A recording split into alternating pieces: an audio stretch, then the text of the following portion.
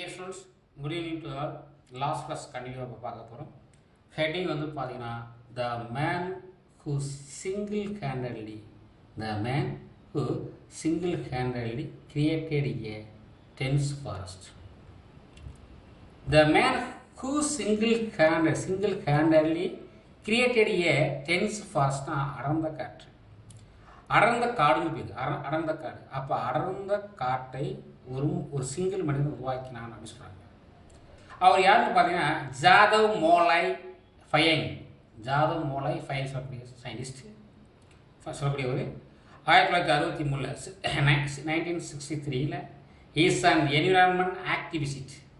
இவர் வந்து என்விரான்மெண்ட் ஆக்டிவிஸ்ட்னா சுற்றுச்சூழல் ஆர்வலர்னு பேர். Has a single-handedly planted a forest. இவர் வந்து தனி மனிதனாக ஒரு ஃபாரஸ்ட் உருவாக்கிறார். இந்த மிடில் ஆஃப் எ ஃபாரன் வேஸ்ட்லேண்ட். அதாவது வேஸ்ட்லேண்ட்னா எதற்கும் பயன்படாத ஒரு இடம், ஏதாவது வெற்றிடம் சொல்லுவாங்க. அந்த வெற்றிடத்தில் மரங்களை நட்டி அதை ஃபாரஸ்ட்டாக உருவாக்கினார். அப்போ எதுக்குமே ஆகாத நிலத்தில் மரங்களை நட்டு வைத்து அதை ஃபாரஸ்ட்டாக உருவாக்கினார். அதனால இவருக்கு பேர் இவரை வந்து the forest man of India அப்படின்னு சொல்கிறாங்க. The forest man of India என்று அழைக்கப்படுறாங்க. சரி, இவர் காடை எங்கே உருவாக்குறான்னு பார்த்தீங்கன்னா பாருங்கள், has transform the world largest river. உலகத்திலேயே பெரிய லார்ஜஸ்ட் ரிவர் அப்படின்னு சொல்லி அழைக்கக்கூடிய இஸ்லேண்ட்னா ரிவர் இஸ்லேண்ட்னா தீவுன்னு சொல்லுவாங்க. அப்போ ஆற்று தீவான மஜுலின்னு சொல்லி இது எங்கே இருக்குன்னு பார்த்தீங்கன்னா அந்த located and one of the India major rivers சொல்லக்கூடிய பிரம்மபுத்திரான்னு சொல்லக்கூடிய ரிவரில் காணப்படக்கூடிய ஒரு தீவு தான் மஜுலி. அந்த காட்டை தான் இவர் உருவாக்கினார். அப்போ மஜுலி சொல்லக்கூடிய ஒரு தீவு இவரால் உருவாக்கப்பட்ட காடு. அப்போ பாருங்க, இன்டு ஏ டென்ஸ் ஃபாரஸ்ட். இப்போ மஜுலி சொல்லக்கூடிய தீவானது வந்து ஒரு அடர்ந்த காடாக இருக்குது. ஹோம் டு அங்கே பார்த்தீங்கன்னா ரைனோஸ் காண்டாமிருகம், டீர்ஸ் மான்கள் இருக்குது, எலிஃபண்ட் இருக்குது, tiger, bird, and today his forest largest than Central Park. Central பார்க்னா இது வந்து பார்த்தீங்கன்னா மத்திய தோட்டத்தை விட பெருசாக இருக்குது. இவர் உருவாக்கிய காடு வந்து மத்திய தோட்டத்தை விட பெரிதாக இருக்குன்னு சொல்கிறாங்க. அடுத்து பாருங்க, former vice chancellor of Jawaharlal Nehru university. அதாவது என்ன சொல்கிறாங்க பார்த்தீங்கன்னா ஜவஹர்லால் நேரு யூனிவர்சிட்டி பல்கலைக்கழகம், அதாவது ஜவஹர்லால் நேரு யூனிவர்சிட்டி சொல்லக்கூடிய அந்த பல்கலைக்கழகத்தை சேர்ந்த வைஸ் சான்சலர்னா முன்னாள் துணைவேந்தர், அதாவது ஃபார்மர் சொல்லிட்டாங்க, அதனால் முன்னாள். அப்போ ஃபார்மர் வைஸ் பாருங்க சான்சலர் சொல்லக்கூடிய அவர், அதாவது ஜவஹர்லால் யூனிவர்சிட்டி வைஸ் சான்சலர் வந்து சுதீர்குமார். அவர் பேர் வந்து சுதீர்குமார் சோபரி சொல்லக்கூடிய அவர் named Jadav Payeng as forest man of India. அவர் தான் வந்து கௌரவப்படுத்தியிருக்கார். யார்? ஜவஹர்லால் நேரு யூனிவர்சிட்டி சேர்ந்த வைஸ் சான்சலர் சொல்லக்கூடிய அழைக்கப்படக்கூடிய சுதீர்குமார் சோபரி தான் இந்த ஜாதவ் ஃபைங்கை அழைத்து இவர் தான் ஃபாரஸ்ட் மேன் ஆஃப் இந்தியா என்று கௌரவப்படுத்தினார். இந்த மந்த் வந்து October 2013. He was honored in the India Institute Forest Management during the annual event selections. அதாவது கோல்சன்ஸ் அப்போ இவர் வந்து பார்த்தீங்கன்னா 2013 சொல்லிட்டாங்க. அதுக்கு அடுத்து இவர் வந்து கௌரவிக்கப்பட்டிருக்கார். அதுக்கு பார்த்தீங்கன்னா 2015 இவர் தான் மிக குடிமகன் விருதான பத்மஸ்ரீ வாங்கினார் கோல்சன்ஸ். அப்போ the honored India institute forest management during the annual event கோல்சன்ஸ் இன்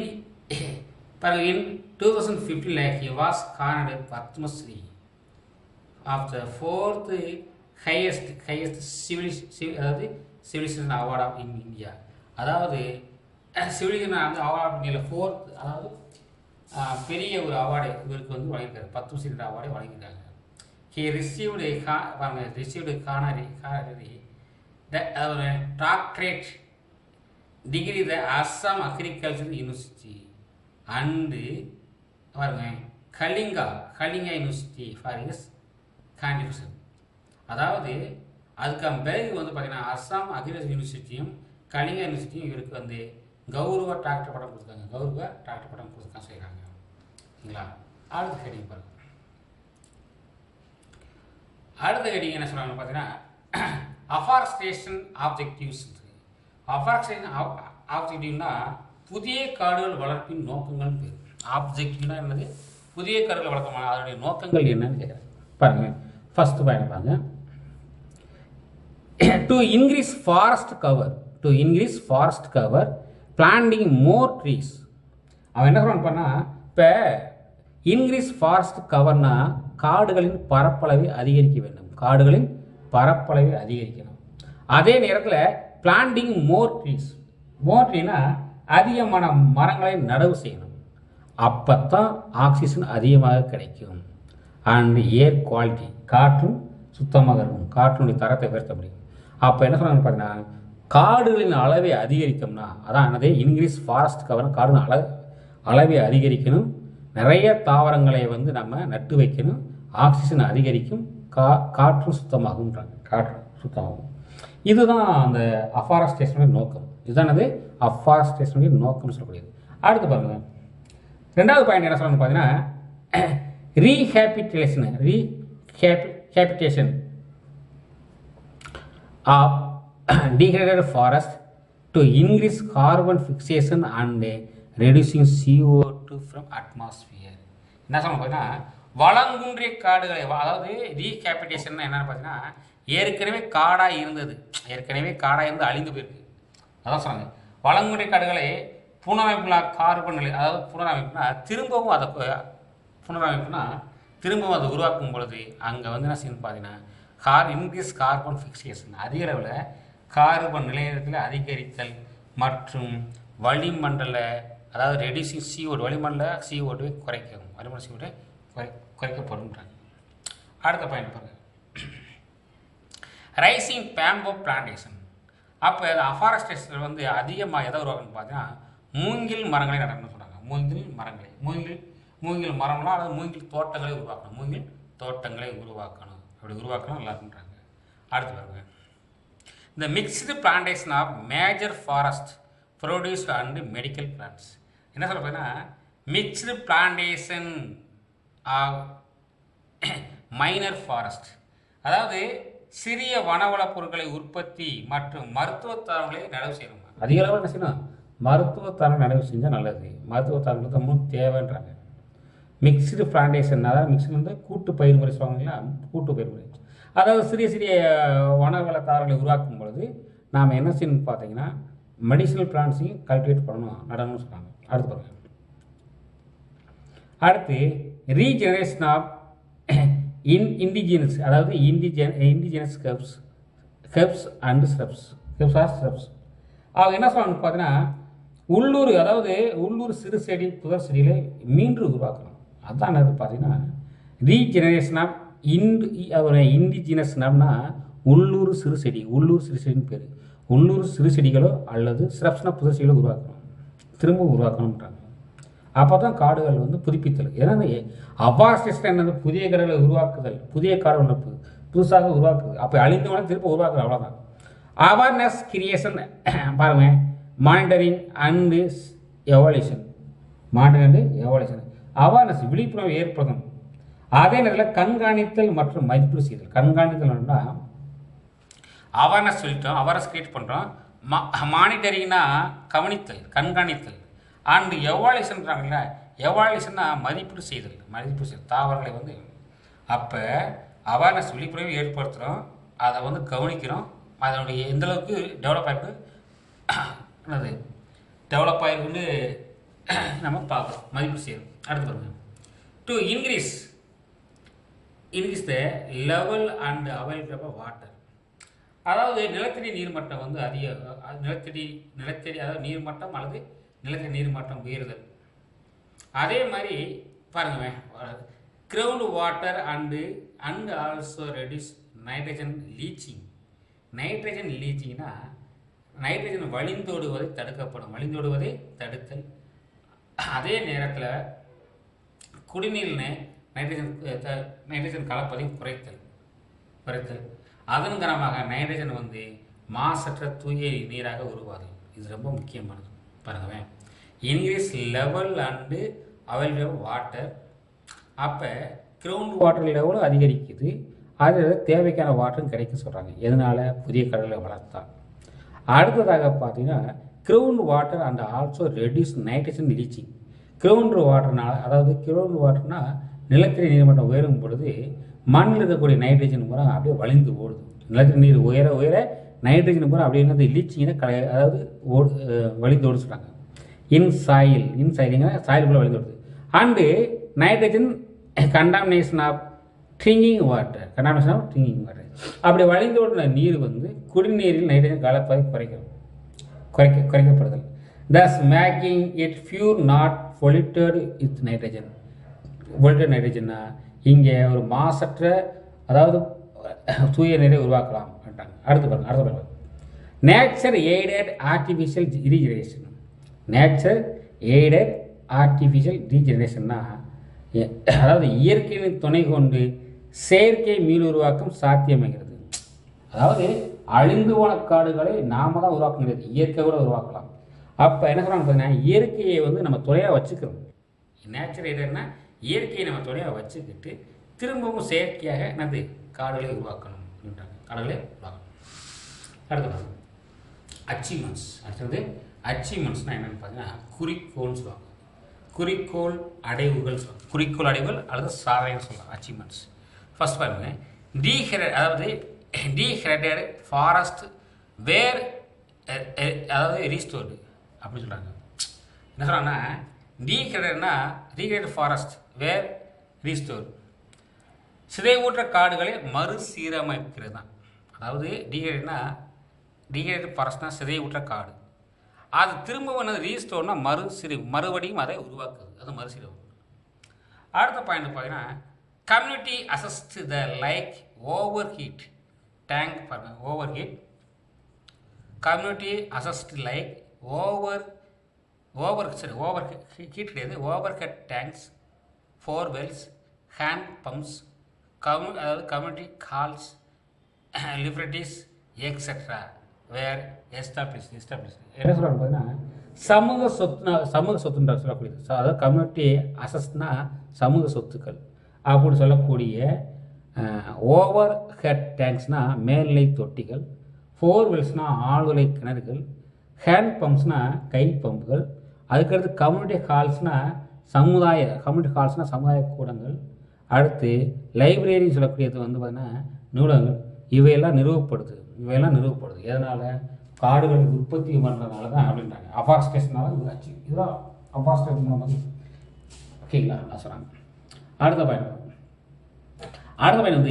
கன்சர்வ், அதாவது environmental and ecological stability was maintain. என்னென்னா சுற்றுச்சூழலை நம்ம மெயின்டைன் பண்ணுறாங்க, அதாவது மெயின்டைன் பண்ணப்படுறாங்க. அதாவது சுற்றுச்சூழலியல் மற்றும் சூழலியல் அதான் என்விரான்மெண்டல்னா சுற்றுச்சூழலியல் பேர், ஈகாலஜிக்கல்னா சூழியல் பேர். இந்த ரெண்டையும் நிலைப்புத்தன்மைனா அதை அழிய விடாமல் தடுக்க இந்த அஃபாரஸ்டேஷன் பயன்படும் சொல்கிறாங்க. ஓகேங்களா? அடுத்ததாக சொல்லக்கூடிய பாயிண்ட்ஸ் கன்சர்வ்டு பயோடைவர்சிட்டி. கன்சர்வ்டு பயோடைவர்சிட்டினா அதாவது உயிர் பன்னம் சொல்லுது, உயிர் பன்னம். அதே மாதிரி வைல்டு லைஃப்னா வன உயிர்கள் மற்றும் ஜெனட்டிக் ரிசோர்ஸஸ்னால் மரபணு மூலங்கள். இதெல்லாம் பாதுகாக்கப்படுது, கன்சர்வ்னா பாதுகாக்குது.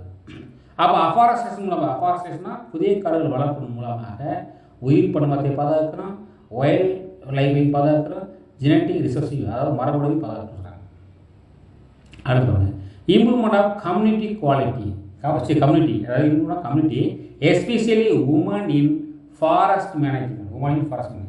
அதாவது காடுகளின் மேலாண்மையில் சமூக ஈடுபாடு, குறிப்பாக பெண்கள் பங்கு குறிப்பிடத்தக்கது.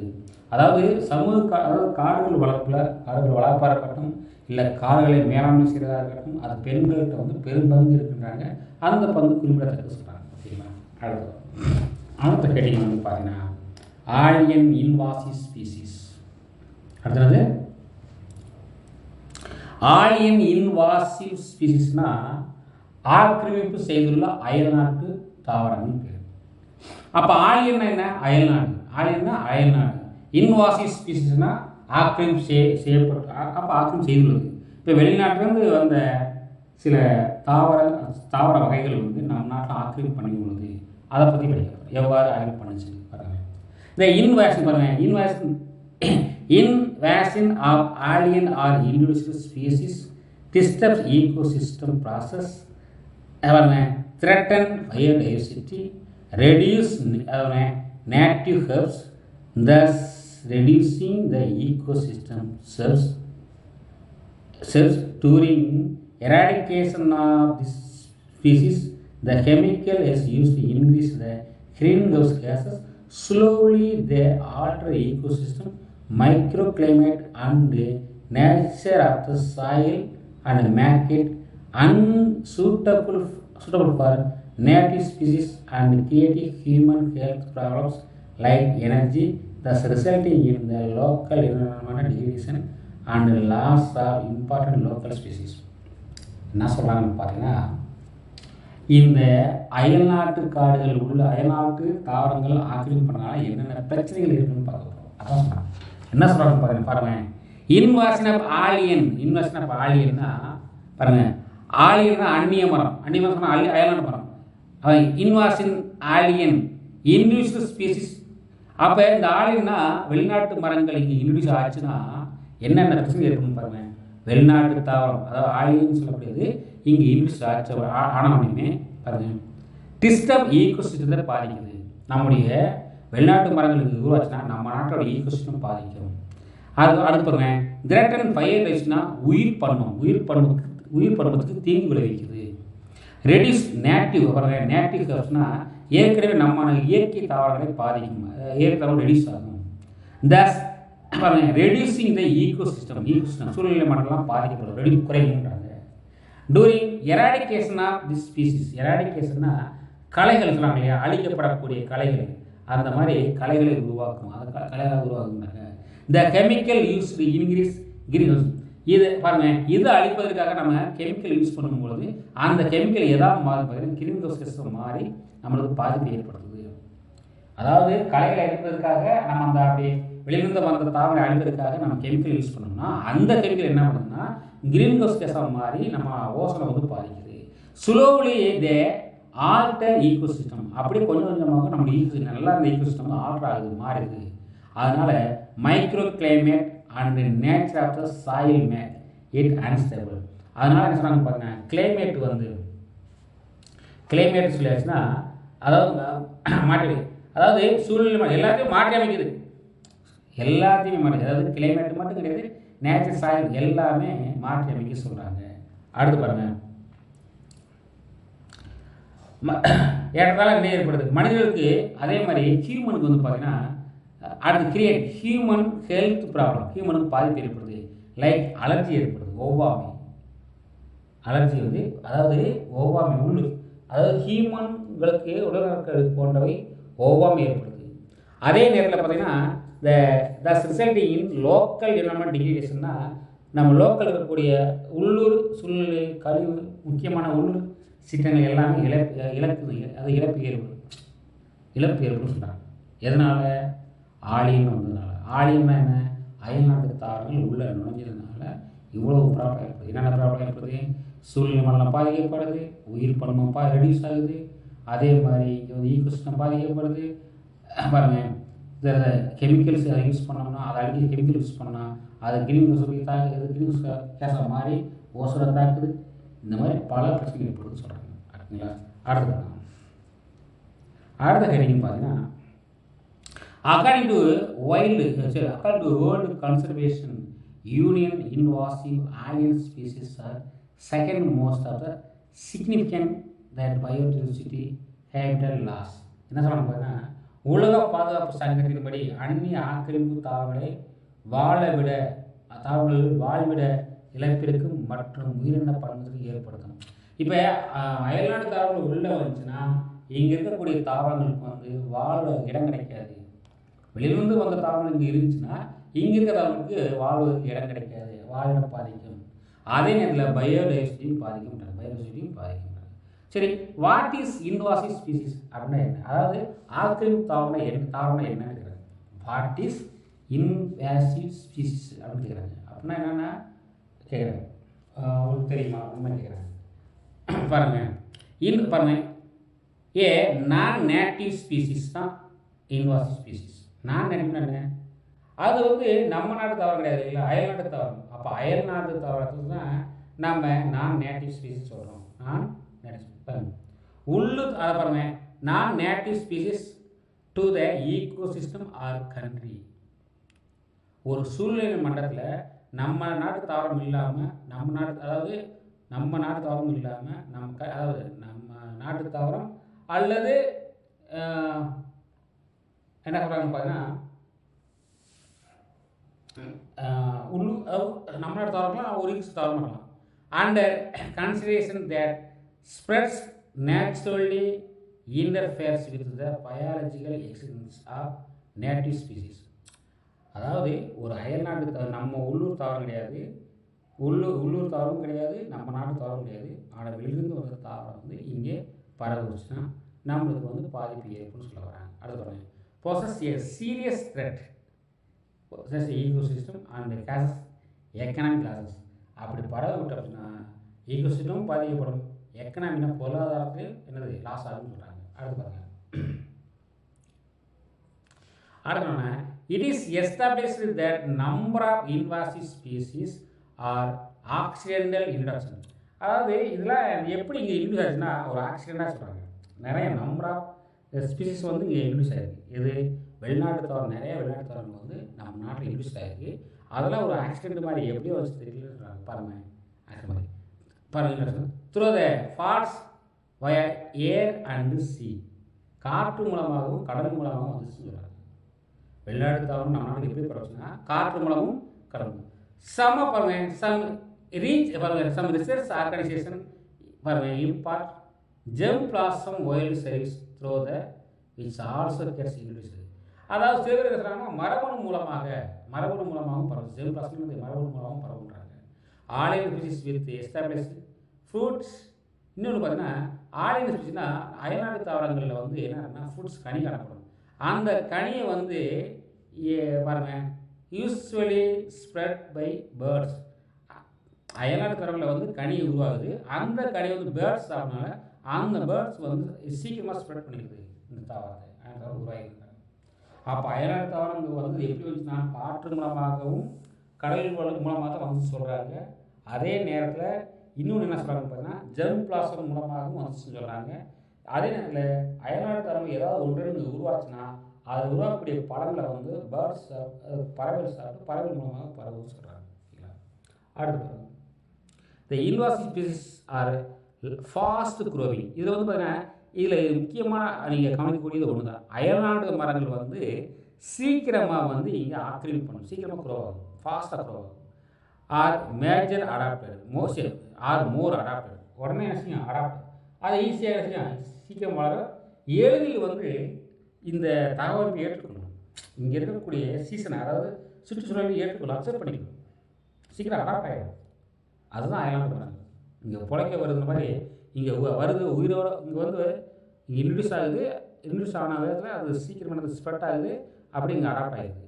இந்த பாருங்கள், இந்த alter the soil system change litre quality thereby affecting the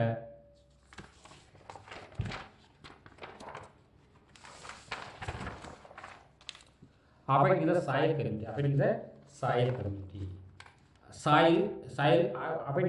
community, soil, fauna and ecosystem process. என்ன சொல்கிறாங்கன்னு பார்த்தீங்கன்னா அவ்வாறு அயல்நாட்டு தாவரம் வந்துச்சுன்னா அயல்நாட்டு தாவரம் உள்ள நுழையினால எளிதில் வந்து பரவிடுது, சீக்கிரமாக அடாப்ட் ஆகிடுது. அப்படி அடாப்ட்னால இங்கே இலைமக்கு தாவரத்தை மாற்றுவதன் மூலமாக மண்ணின் சமூக அமைப்பு, மண்ணில் உள்ள உயிரினங்கள் எல்லாம் பாதிக்கப்படுறாங்க. சமூக அமைப்பு நம்ம மண்ணில் இருக்கக்கூடிய தாவரங்கள், விலங்குகள், சூழ்நிலை மண்டலம் எல்லாமே பாதிக்குது. நம்ம நாட்டில் உள்ள அயல்நாட்டு தாவரம் சீக்கிரமாக வந்துச்சுன்னா அது ஃபாஸ்ட் க்ரோயிங்காக இருக்கிறதுனால சீக்கிரம் அப்படி ஸ்ப்ரெட் ஆகிடுது. அப்படி ஸ்ப்ரெட் ஆகிட்டு அடாப்ட் ஆகிடுது. அப்படி அடாப்ட் ஆனதுனால நம்ம நாட்டுடைய சூழலிய மண்டலம் இங்கே இருக்கக்கூடிய தாவரங்கள், விலங்குகள், மண்ணுடைய தன்மை எல்லாம் பாதிக்கும்னு சொல்கிறாங்க. அடுத்து என்ன சொல்கிறாங்க, it has a native important decomposition in the soil by casting stresses neighboring native species. இவை பார்த்தீங்கன்னா என்ன சொல்கிறாங்க பார்த்தீங்கன்னா, இந்த தாவரங்களில் மண்ணில் சிதைத்தலின் மீது எதிர்மறை விளைவை ஏற்படுத்தி அருகிலுள்ள உள்ளூர் சுற்றினருக்கு அழுத்தத்தை கொடுக்குது. இந்த தாவரங்களை நம்ம அழிச்சோம்னா அந்த தாவரம் என்ன செஞ்சு பார்த்தீங்கன்னா மக்கி போய் பக்கத்தில் இருக்க நம்ம நாட்டை சுற்றினை பாதிக்குதுன்னாங்க. அதாவது சொல்கிறாங்க, இது ரொம்ப பிரச்சனையை ஏற்படுத்துது.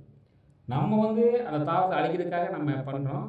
ஆனால் அப்படி அழிக்கும் பொழுது அது மக்கி போகுது, இலை டிகம்ப்ஷனா இலை மக்குது. அப்படி மக்குச்சுன்னா அதன் மூலமாக இங்கே உள்ளூர் தாவரத்தை நேட்டிவ் ஸ்பீசிஸ் பாதிக்கின்றாங்க. Some of the alien species which cause environmental issues. இன்னும் பார்த்தீங்கன்னா சில ஆக்கிரமிப்பு தாவரங்கள் நம்ம சூழ்நிலை சூழ்நிலை மண்டலத்தை உருவாக்குது. அதை பற்றி நம்ம கீழே பார்க்கலாம்ன்றாங்க. அடுத்து எக்ஸாம்பிள் பார்க்கலாம்ன்றாங்க. Okay students.